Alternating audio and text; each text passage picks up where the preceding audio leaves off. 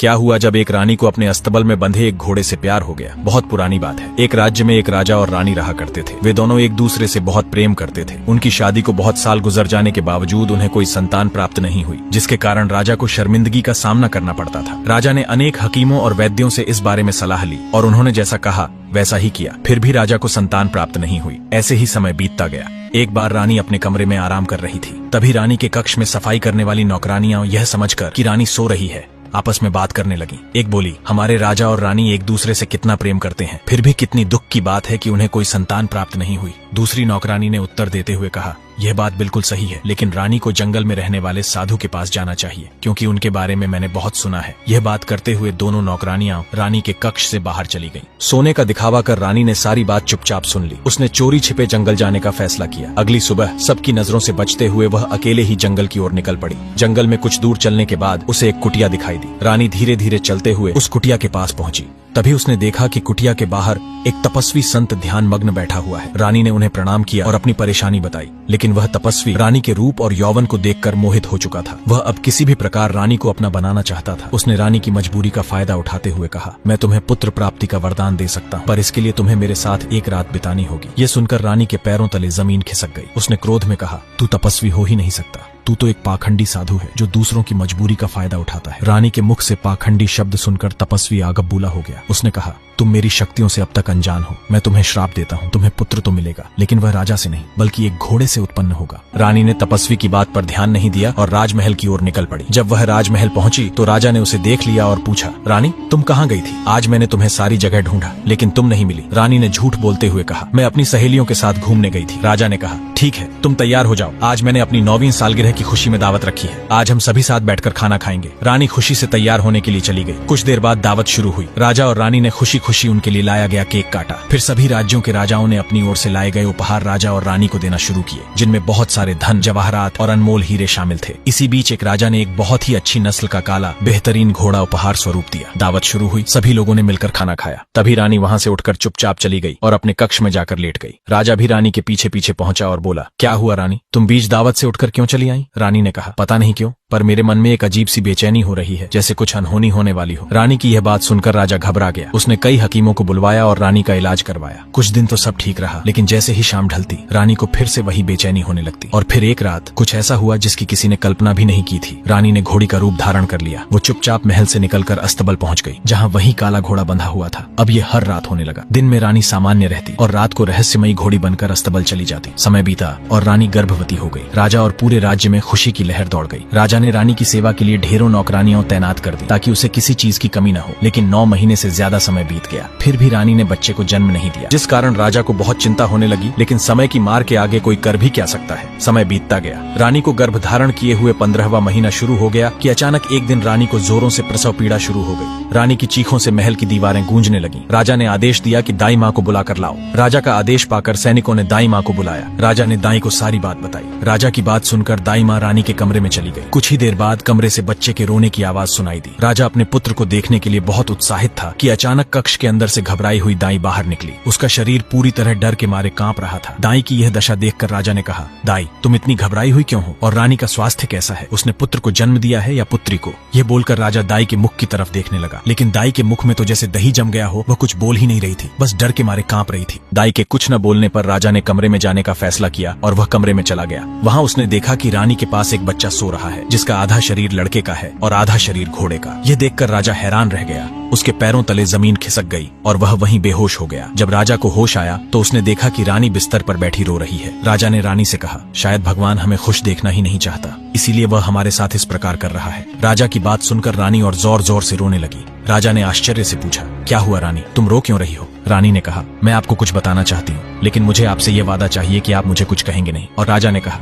तुम बिना डर के बताओ रानी, अगर तुमने 7 खून भी किए हैं तो वो भी तुम्हारे लिए माफ है। रानी ने यह सुनकर बताना शुरू किया, मैं जंगल में गई थी, जहाँ एक साधु ने मुझे श्राप दिया कि मेरे पेट से राजा का बच्चा जन्म न लेकर एक घोड़े का बच्चा जन्म लेगा, और उस दिन के बाद से मैं रोज रात को एक घोड़ी बन जाती हूँ, और उसके बाद तो मुझे कुछ याद नहीं रहता। रानी की यह बात सुनकर राजा को रानी पर बहुत गुस्सा आया, लेकिन राजा रानी से वादा कर चुका था, इसलिए राजा ने रानी से कुछ नहीं कहा और कक्ष से बाहर चला गया। बाहर जाकर उसने सैनिकों को बुलाया और उनसे कहा, जंगल में जो साधु है उसे घसीट के दरबार में लाओ, और अगर उसकी रास्ते में मृत्यु हो जाए तो उसे दफन करके ही आना। राजा का आदेश पाकर सैनिक खूंखार सांड की तरह जंगल की ओर निकल पड़े। जंगल में कुछ देर ढूंढने के बाद उन्हें वह साधु मिल गया। सैनिकों ने बिना कुछ पूछे उस साधु को जंजीरों से बांध दिया और उसको पकड़कर राजमहल की तरफ चल पड़े। राजमहल में पहुंचकर सैनिकों ने साधु को राजा के सामने धक्का देकर गिरा दिया। राजा को देखकर साधु को यह समझते हुए तनिक भी देर नहीं लगी कि राजा ने उसे क्यों बुलाया है। साधु राजा के चरणों में गिरकर क्षमा याचना करने लगा, लेकिन राजा साधु की कोई भी बात सुनने को तैयार नहीं था, क्योंकि साधु को देखकर राजा का खून खौल रहा था। राजा ने गुस्से में आदेश दिया कि महल के सामने इसके कपड़े उतारकर 500 कोड़े लगाओ, जिससे यह दूसरी बार ऐसी तुच्छ हरकत न करे। ये कहकर राजा गुस्से में वापस रानी के कक्ष की तरफ चल पड़ा। कक्ष में जाकर राजा ने रानी से कहा, रानी, उस बच्चे को मुझे दो, मैं सैनिकों से कहकर इसे कहीं फेंकवा दूंगा ताकि हमारे बारे में कोई बातें न बनाए। अपने पुत्र को फेंकने की बात सुनकर रानी का तो जैसे कलेजा ही फट गया। रानी ने अपने पुत्र को गले से लगा लिया और जोर जोर से रोने लगी, लेकिन राजा अभी रानी की बात सुनने के मूड में नहीं था। राजा ने रानी से वह बच्चा छीन लिया। तभी रानी ने रोते हुए कहा, इस मासूम बच्चे की क्या गलती है? इसने अगर मेरी कोख से जन्म लिया है तो यह आपका भी पुत्र हुआ, और आप अपने ही पुत्र को ऐसे नहीं फेंकवा सकते। राजा का दिल पिघलने वाला नहीं था। राजा ने कहा, रानी, अगर हम इसे नहीं फेंक पाए तो यह बात आग की तरह फैल जाएगी और लोग अलग अलग तरह की बातें बनाएंगे। रानी ने कहा, इसका कोई और भी तो समाधान हो सकता है जिससे लोगों को पता न चले। राजा ने कुछ देर सोचा और फिर कहा, इसको कारागार में बंद करवा दो। सत्य यही है कि वहाँ इसको खाना भी मिल जाएगा और किसी को पता भी नहीं चलेगा। रानी अपने पुत्र को कारागार में बंद तो करवाना नहीं चाहती थी, पर कोई और दूसरा उपाय भी नहीं था। इसलिए रानी को भी विवश होकर अपना पुत्र कारागार में बंद करवाने के लिए राजा को देना पड़ा। राजा ने अपने पुत्र को सैनिकों को सौंप दिया और कहा, इसको कारागार में बंद कर दो। सैनिकों ने बिल्कुल वैसा ही किया। समय बीतने लगा। रानी ने फिर से गर्भ धारण कर लिया। राजा इस बार रानी के गर्भवती होने की बात सुनकर बिल्कुल भी खुश नहीं था, क्योंकि उसे यह डर लग रहा था कि कहीं रानी पहले की तरह एक घोड़े के बच्चे को जन्म न दे। इस डर से राजा ने जितने भी अस्तबल में घोड़े थे वे सारे व्यापारियों को बेच दिए और रानी के कक्ष के बाहर कड़ा पहरा भी लगवा दिया। शाम ढली और राजा खुद रानी के कक्ष के बाहर खड़ा हो गया और निगरानी रखने लगा कि कहीं रानी फिर से घोड़ी न बन जाए। इस तरह राजा ने पूरी रात रानी के कक्ष के बाहर निगरानी रखी, लेकिन इस बार रानी घोड़ी नहीं बनी, जिससे राजा को यह पूर्ण विश्वास हो गया कि रानी अब बिल्कुल ठीक है। ऐसे ही समय बीतता गया। रानी को गर्भ धारण किए हुए 8वां महीना चल रहा था कि अचानक एक दिन रानी के पेट में जोरों से दर्द होने लगा। रानी दर्द से कहराने लगी। राजा अब समझ नहीं पा रहा था कि क्या किया जाए। रानी को तो अभी गर्भ धारण किए हुए 9 महीना भी नहीं हुआ था और उसे अभी से ही प्रसव पीड़ा शुरू हो गई थी, लेकिन राजा कर भी क्या सकता था। उसने तुरंत राज्य के सबसे बड़े हकीमों तथा वैद्यों को बुलवाकर रानी की जांच करवाई। हकीमों ने जब रानी के स्वास्थ्य की स्थिति देखी तो वे हैरान रह गए और आपस में चिंतित होकर बातें करने लगे। हकीमों को इस तरह फुसफुसाते और चिंतित देखकर राजा घबरा गया। घबराहट में राजा ने हकीमों से रानी के स्वास्थ्य के बारे में पूछा। हकीमों ने गंभीर और चिंताजनक स्वर में कहा, रानी के पेट में कोई साधारण बच्चा नहीं है और हम आपको पहले ही चेता देते हैं कि रानी का पेट साधारण गर्भवती महिलाओं से कहीं अधिक बड़ा होगा। यह भी नहीं कहा जा सकता कि वह इस बच्चे को कब जन्म देगी। राजा यह सुनकर और भी परेशान हो गया और बोला, अब आप ही बताइए क्या किया जाए? रानी का दर्द कैसे कम होगा? हकीमों ने रानी के लिए एक विशेष दवा तैयार की, जिसे लेने के बाद रानी की हालत कुछ बेहतर हो गई। अब जैसे जैसे दिन बीतते गए रानी का पेट और भी अधिक बढ़ता गया। रानी का पेट साधारण गर्भवती महिलाओं से कहीं ज्यादा बड़ा हो गया था। जैसे जैसे दिन गुजरते गए राजा की चिंता भी बढ़ती गई। ऐसे ही एक दिन रानी राजमहल में घूम रही थी कि अचानक उसका पैर फिसल गया और वह अपने पेट की तरफ से जमीन पर गिर पड़ी। रानी दर्द के मारे वहीं बेहोश हो गई। राजा ने रानी को उठाकर तुरंत शाही वैद्य को बुलवाया। रानी की नब्ज बेहद धीमी थी, उसका चेहरा पीला पड़ चुका था और शरीर थरथरा रहा था। राजा खुद कांपते हाथों से रानी का माथा सहला रहा था और उसकी आंखों में आंसू थे। शायद पहली बार एक सम्राट का दिल अपने ही भावनाओं के बोझ तले दब गया था। शाही वैद्य ने रानी की जांच की और कुछ देर बाद गंभीर स्वर में कहा, महाराज, यह सामान्य प्रसव नहीं होगा। रानी के गर्भ में जो है वह असामान्य है, शायद स्वर्ग और धरती के बीच की कोई शक्ति। राजा चौंक उठा और उसने कहा, ये क्या कह रहे हो तुम? क्या यह बच्चा मनुष्य नहीं? वैद्य ने धीमी आवाज में उत्तर दिया,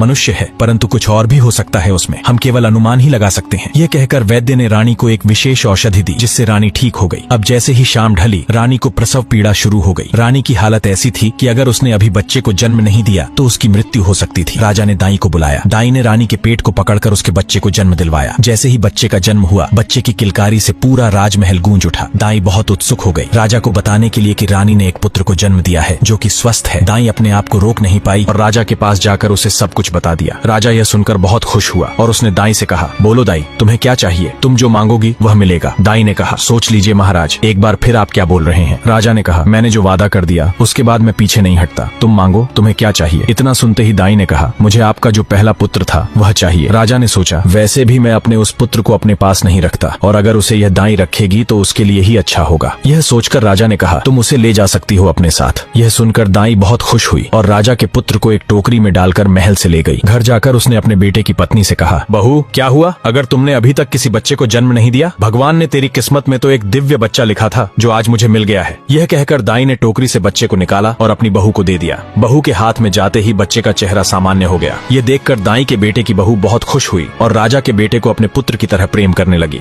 शाम ढली, दाई का बेटा काम से घर लौटा। घर आकर वह हैरान रह गया, क्योंकि जब वह रोजाना काम करके घर लौटता था तो उसकी पत्नी गेट के पास खड़ी होकर उसका इंतजार करती थी। लेकिन आज ऐसा नहीं था। दाई का बेटा कमरे के अंदर गया और देखा कि उसकी पत्नी के पास एक छोटा सुंदर बच्चा बैठा है और उसकी पत्नी उस बच्चे के साथ खेल रही है। यह देखकर दाई का बेटा अपनी पत्नी के पास गया और पूछा, ये इतना सुंदर बच्चा किसका है? उसकी पत्नी ने प्रसन्नता से कहा, ये और किसी का नहीं, हमारा ही पुत्र है। ये बात सुनकर दाई का बेटा चौंक गया और बोला, हमारा पुत्र? ये कैसे हो सकता है? पत्नी ने सारी बात बताई। सब कुछ जानने के बाद दाई का बेटा बहुत प्रसन्न हुआ और उसने राजा के बेटे को अपनी गोद में उठाकर अपने बेटे की तरह प्रेम करने लगा। इसी प्रकार कुछ साल बीत गए। वह बच्चा अब बड़ा हो चुका था। बड़े होने के साथ साथ वह और भी सुंदर होता गया। गांव के लोग उसे देव बालक कहकर पुकारने लगे। ऐसे ही एक दिन राजा नगर भ्रमण पर निकला। रास्ते में उसकी नजर उस युवक पर पड़ी। राजा को उस युवक में अजीब सा अपनापन महसूस हुआ। वह खुद को रोक नहीं पाया और उसके पास जाकर उससे बातें करने लगा। राजा को उस युवक का व्यवहार बहुत अच्छा लगा, इसलिए राजा ने उसे अपना मित्र बना लिया। अब राजा रोजाना उस युवक से मिलता और उसके साथ घंटों बातें करता। समय के साथ उनकी दोस्ती भी मजबूत होती गई। राजा उसे स्नेहपूर्वक देव कहकर बुलाने लगा। एक दिन देव ने राजा को अपने घर भोजन के लिए आमंत्रित किया। राजा सहर्ष मान गया। जब वह देव के घर पहुंचा तो वहां उसे एक जानी पहचानी महिला दिखाई दी। वही दाई जिसे उसने सालों पहले अपना पुत्र सौंपा था। राजा हैरानी से बोला, दाई माँ, ये तुम्हारा घर है? और देव, तुम्हारा क्या लगता है? दाई माँ ने नम्रता से जवाब दिया, राजन, यही तो वह बालक है जिसे आपने मेरे हवाले किया था। ये आपका ही पुत्र है। जब ये हमारे घर आया तब इसके सिर पर घोड़े का आकार था, लेकिन जैसे ही इसने हमारी गोद में कदम रखा ये बिल्कुल ठीक हो गया। यह सुनकर राजा स्तब्ध रह गया। उसे अपने ही अंदर से ग्लानि होने लगी। उसने देव को गले लगाकर कहा, पुत्र, मैंने तेरे साथ बचपन में बहुत अन्याय किया, पर अब नहीं। अब मैं तुझे अपने साथ ले जाना चाहता हूँ। महल तेरा इंतजार कर रहा है। देव ने शांत भाव से राजा की ओर देखा और कहा, राजन, मैं आपका पुत्र अवश्य हूँ, लेकिन जिन्होंने मुझे जीवन दिया,